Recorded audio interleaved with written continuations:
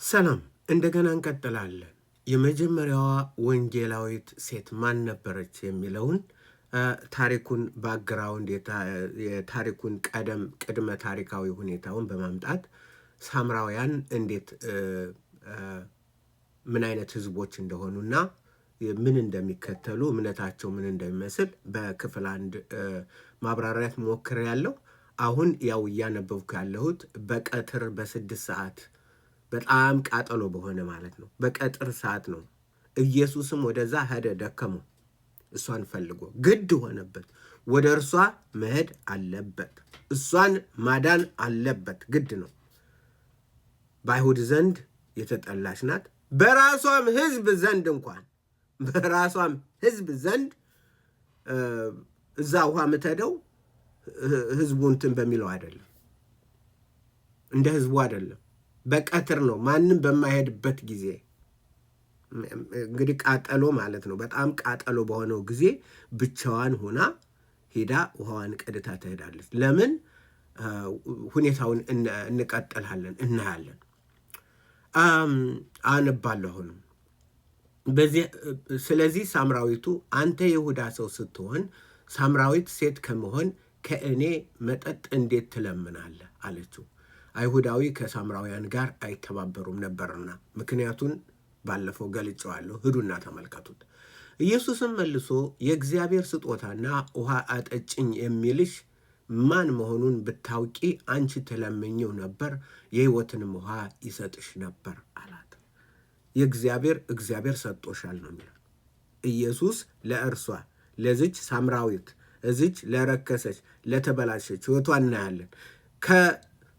በአይሁድ ዘንድ እንትን ወደ ተጣለች፣ በአይሁድ ዘንድ እንደ ሰው ወደማትታይ፣ በራሷ ሕዝብ ዘንድ ደግሞ በሕይወቷ በኑሮዋ ምክንያት እንትን ያለች፣ ነገር ግን ሳምራዊት ብላታ ራሷን ትጠራለች። ሳምራዊት የምን የእግዚአብሔር ሳምራዊት ጠባቂ፣ ቶራን የምትጠብቅ፣ የቶራን መጽሐፍት የሚጠብቁ፣ ያን ስም ለእሷ ተሰጣት እና አይሁድና እንትን አይታለ። ስለዚህ ውቺ ሴት ወደ ጌታ ወደ ኢየሱስ ወደ እርሷ መጣ፣ ግድ ሆኖበት ሊያድናት ሊታደጋት። አሜን አሜን። እኔ ከምሰጠው የሕይወትን ውሃ እሰጥሻለሁ አላት። እኔም ብትለምኝኝ የሕይወትን ውሃ እሰጥሻለሁ አላት። ሴቲቱም ጌታ ሆይ እንዳልጠማ እኔ ከምሰጠው ውሃ ሴቲቱም ጌታ ሆይ እንዳልጠማ ውሃ ልቀዳ ወደዚህ እንዳልመጣ ይህ የሆነ ውሃ ስጠኝ አለችው።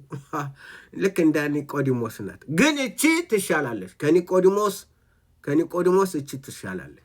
ኒቆዲሞስ ብዙ ነገር የሃይማኖት ራሱ ነው። እቺ ደግሞ የተጣለች ሁና ግን አክቲቭ ናት። የመረዳት እንትኗን ተመልከቱት። እንዳልመጣ አለ ወደዚህ ቦታ፣ ሰው ሁሉም ይሰድበኝ፣ ሰው ሁሉ ምናምን የማይለኝ፣ እዛቸው ቤቴ ላይ ውሃ ሆኖልኝ እየተፈለፈለ እዛ እየጠጣሁ ከቤቴ እንድኖር ማንም እንዳያይ፣ የማንም ስድብ ውርጃ እንትን እንዳይለኝ፣ ሰው ባየኝ ቁጥር ውሃ ልቀዳ እንትን ከምል እዛቸው እንደሆን ይህንን የዘላለም ውሃ ስጠኝ፣ ሁልጊዜ የምጠጣው ከቤቴ መሆን ስጠኝ አለችው።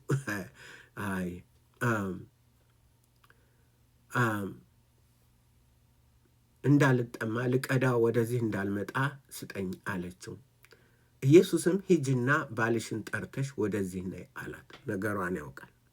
ባልሽን ጠርተሽ ወደ እኔ ነይ፣ ሂጂ ይዘሽ ነይ አለ። ለምን? ስለሚያውቃት ነው። ከሰማይ ሆኖ ስትባለግ ምን ስትል ምናምን ስትል ያያት የነበረው፣ በሰማያት ሆኖ ነገሯን ሁሉ ያየ ነበረው የመጣው፣ ሁሉን የሚያውቀው፣ ምን እንደምታረግ የሚያውቅ፣ መጥቶ ደግሞ በምድር ላይ ፈልጎ በሰው ተወልዶ ሰው ሆኖ መጦ እስኪ ደግሞ ይፈለጋል እችንን ኃጢአተኛ ሊያድን፣ እችንን በሕዝቧ ዘንድ የተጣለች፣ በአይሁዳዊ ዘንድ ምንም ተስፋ የሌላት። ሂጂና ባልሽን ጠርተሽ ነው ያለ። ነገሯን እንትን ሊያወጣ ነው። ሂጂና ሴቲቱን መልሳ ባል የለኝም አለችው። ኢየሱስ ባል የለኝም በማለትሽ መልካም ተናገርሽ፣ 5 ባሎች ነበሩሽና አሁን ከአንቺ ጋር ያለው ባልሽ አይደለም። ስለዚህ እውነት ተናገርሽ አላት። ሴቲቱም ጌታ ሆይ አንተ ነቢይ እንደሆንክ አያለሁ አለች። እንዴ ነቢያት እኮ አይቀበሉም። አያችሁ፣ ተመልከቱ። እግዚአብሔር እንትን ያዘጋጃት መሆኗ ሳምራውያን ነቢያት አይቀበሉም። ምክንያቱም የነቢያትን መጽሐፍ አይቀበሉም። የነ ኢሳያስን የነ ምናምን የለም። ሙሴ የተናገረዋል። በእነሱ መጽሐፍ ላይ ሙሴ እኔን የሚመስል እግዚአብሔር ያስነሳላችኋል፣ እርሱን የማትሰማ ትሙት፣ እሱን የሚያስነሳውን ነቢይ ከወንድሞቻችሁ መካከል እግዚአብሔር ያስነሳል። ያንንን ይዛ ነው የምትኖር። ተምራለች፣ ይህን ሰምታለች። ስለዚህ በነቢያት በምናምን የማታምነው አሁን ጉዴን ያወጣኸው አንተ ነቢይ ነህ ማለት ነው አለችው።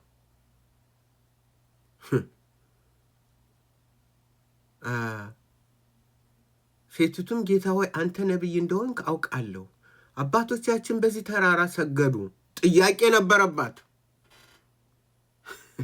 ጥያቄ በልቧ ውስጥ ነበረ። ምንድን ይሄ ተራራ ምንድን ነው? ይሄ ተራራ የጌራዚም ማውንት ጌራዚም እዚህ ላይ ያለው ተራራ የሚሰግዱለት እኛ አባቶቻችን እዚህ ነው የምንሰግድ የሚሉት ለምንድን ነው? የእኛ አይሁዶችስ ለምን በኢየሩሳሌም ሆነ? እና ይህንን የተሰበሰበውን ጥያቄዋን አመጣች። በጣም የሚገርም ነው። በጣም የሚገርም ነው። አባቶቻችን በዚህ ተራራ ሰገዱ፣ እናንተም ሰው ሊሰግድለት የሚገባው ስፍራ በኢየሩሳሌም ነው ትላላችሁ አለችው። አያችሁ፣ በልቧ ውስጥ ወዳለው ጥያቄ ሄደች። ብዙ ነገር አላት። ነገር ግን የእምነት እግዚአብሔር ያዘጋጃት በቃ ልቧ በኃጢአት ውስጥ ሆና እንኳን በውስጣ ሆና እንኳን ብዙ ነገር ጥያቄ አለባት። በልቧ ውስጥ የሚመላለስ ብዙ ጥያቄ አለ። ስለዚህ የማውንት ገራዝም እኛ የመረጡት የእኛ አባቶች እውነተኛ ነቢይ ከሆንክ ንገረኝ። ለምንድን ነው የእኛ አባቶች የማውንት ገራዚም ተራራ ለምን መረጡ? ለምን እናንተስ በኢየሩሳሌም ቤተ መቅደስ ሰለሞን ቤተ መቅደስ ለምን ተመረጠ? እግዚአብሔር የት ነው የሚገኘው? ትክክለኛው የት ነው? ነቢይ ከሆንክ ይህንን አምጣልኝ፣ ይህንን አብራራልኝ። ግድ የሆነበት የእሷን ጥያቄ መመለስ ስላለበት በልቧ ውስጥ ያለውን ጥያቄ ስለሚያውቅ ኃጢአተኛ ብትሆን ብትጣል ምን ብትባል በሰው ልጅ ብትናቅ ምን ብትል በነፍሷ ግን እግዚአብሔር ምን ይላታል? ያስባታል። እንደዚህ አይነት አምላክ ነው ያለ። እግዚአብሔር ስሙ የተባረከ ነው። እንደዚህ አይነት አምላክ አለ። በተጣልነበት ፈልጎ የወደቀውን የሰው ልጅ የሚፈልግና የሚያነሳ፣ የተናቀውን የሰው ልጅ የሚፈልግና የሚያነሳ። መጽሐፍ ቅዱስ እኮ ሴቶችን እንትን ይላል። እስልምና እንደዛ ይላል። የሰውን ጸሎቶች የሚያረክሱት የወንድን ጸሎት የሚያረክሱት 3 ነገሮች አህያ፣ ውሻና ሴት ናቸው ይላል። አይደለም? እንደዛ ነው የሚለው። ግን ምን ብሎ መጥቶ መጽሐፍ ቅዱስ እኮ ሴቶችን ይረግጣል። ዋው! እግዚአብሔር እንደዚህ የጠፋችውን ነው የሚፈልግ። የእኔ አምላክ የጠፋችውን ነው የሚፈልግ። የእኔ አምላክ የተናቀችውን ነው የሚፈልግ። የእኔ አምላክ ማንም ቀን እንኳን ተደብቃ በኃጢአቷ ምክንያት እንትን እያለች እየተደናበረች ነፍሷ ውስጥ ብዙ ጥያቄ እያለባት የምትመላለሰውን ይህን ነው የሚፈልግ። ጌታ ኢየሱስ ፈለጋት። ሃሌሉያ። ስለዚህ የእምነቷን ችግር አመጣች። የነገሯ ሁሉ ችግር እምነቷ መሆኑን ነው። ስለዚህ ያለችው ሌላውን ሁሉ ውሃውን ምናምኑን እንተውና እንግዲያስ ለምንድን ነው ይሄ እምነታችን የትኛው ነው ትክክለኛው? ትክክለኛውን ንገረኝ፣ ትክክለኛውን አብራራልኝ፣ ትክክለኛውን አሳወቀኝ። ነብይ ከሆንክ እግዚአብሔር ልክ ሙሴ እንትን ያለው በሙሴ የተነገርከው አንተ እንደሆንክ ንገረኝ፣ ትክክለኛውን አብራልኝ። የምትገርም ሴት ናት። በጣም ስሟን አልጠቀሰውም። ሳምራዊት አላት። ስሟ ሳምራዊት ናት። እግዚአብሔር ስሙ የተባረከ ይሁን። ስለዚህ የልቧን የስግደት ጥያቄ፣ የእምነት ጥያቄ፣ ትልቅ ጥያቄ አቀረበች። ማንም መልስ ሊሰጣት አልነበረም። ምክንያቱም በህዝቧ